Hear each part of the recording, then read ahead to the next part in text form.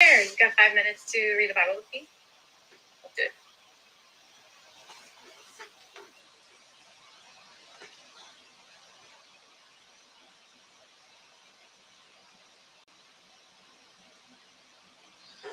So the story of Lazarus.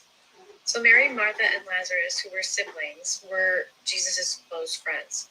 So Jesus was a day's journey away from where they were, and he got word from a messenger that Lazarus was very sick.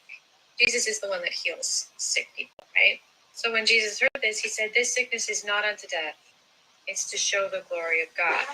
But then this next part is so confusing. It says, Jesus loved them, Mary and Lazarus, so he stayed where he was for 2 more days. Seems a little counterproductive. But then after 2 days, he told his disciples, "Okay, let's go back to Judea." And they're like, "You want to go back there? The Jews are always trying to kill you there." But Jesus knew it was time to go back. He was following the light inside. He said, "Those who walk in the day don't stumble because they see the daylight." So meaning like he was following the Spirit, not the world. It says he even knew that Lazarus was already dead. The Spirit told him. He also knew he was going to raise him up. He said, "Lazarus sleeps, but I go that I may wake him up." The disciples are like, "But if he's sleeping, he's going to get better." And Jesus just was like, "He's dead."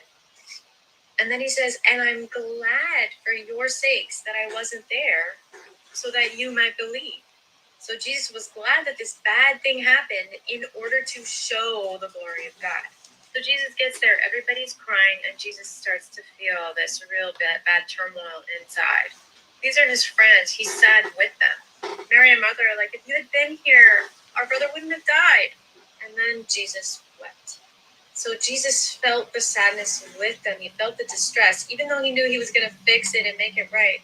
So sometimes when we go through bad things, I'm sure Jesus cries with you, even if he knows he's going to make it better. So some people around are like, "Hey, couldn't he have just prevented this death?" So Jesus prays at the tomb. He's like, "God, I know you always hear me, but I'm praying out loud for the sake of the people so they know." And then he calls Lazarus forth. This is 4 days after his death. And the 4 days is significant because the Jewish people believed that up until 3 days, the soul was still in the person. So this way they knew it was a true miracle. So a lot of Jewish people believed in Jesus after that, but some of the Jewish people went to the Pharisees. And this part just gets me, that when they heard about the miracle, they were like, "What do we do now? This guy, everybody's going to believe in him, and then they're going to take our power away." Then the high priest actually prophesies unintentionally and says, "It would be good for one man to die for all the people."